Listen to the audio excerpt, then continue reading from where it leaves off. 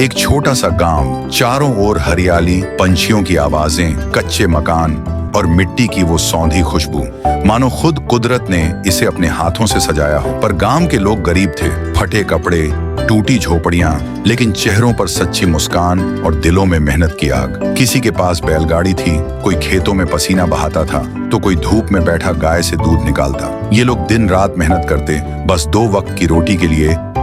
इसी गांव में था चिंटू, सीधा सादा मेहनती लड़का। आंखों में सपने थे, खुद को भी बड़ा बनाना और अपने गांव को भी रोशन करना। लेकिन चिंटू इतना गरीब था कि स्कूल भी नहीं जा पाता। उसके पास किताबों की जगह जिम्मेदारियों का बोझ था। उसके पिता शराब पीते थे, चिंटू की आंखों में आंसू आते थे जब पिता गाली देकर सो जाते। घर चलाने की जिम्मेदारी चिंटू पर थी। वो खेतों से चोरी छुपे फूल तोड़ता है और फूल को टोकरी में डाल के फिर सड़क किनारे फूल रख के बेचने लगता है। लेकिन किसी ने कुछ खरीदा नहीं, सब आगे निकल जाते।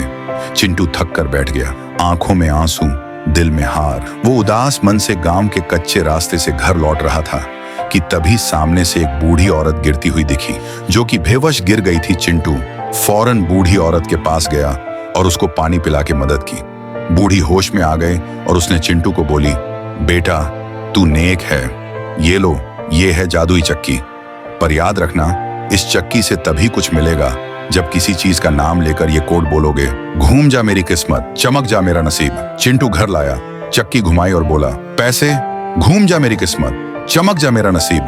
कुछ ही पलों में चक्की के चारों ओर सोना, पैसे, गहने भर गए। धीरे धीरे चिंटू अमीर हो गया, बंगला, गाड़ी, सब कुछ। लेकिन दिल वैसा ही रहा। उसने गांव को भी बदला, स्कूल बनवाया, सबकी मदद की। पर एक आदमी उसकी तरक्की से जल गया। एक रात वो चिंटू के बंगले में घुस के चोरी से वो चक्की उठाकर अपने घर पर लाता है। अगली सुबह उसने बोला, दौलत से भी बड़ा कुछ दो, और कोड बोला, घूम जा मेरी किस्मत, चमक जा मेरा नसीब। लेकिन चक्की से निकल पड़े हजारों जहरीले कीड़े। वो आदमी तड़पता रहा और वहीं उसकी मौत हो गई। तात्पर्य, नेक कामों का फल कभी खाली नहीं जाता और लालच का अंजाम हमेशा बुरा होता है।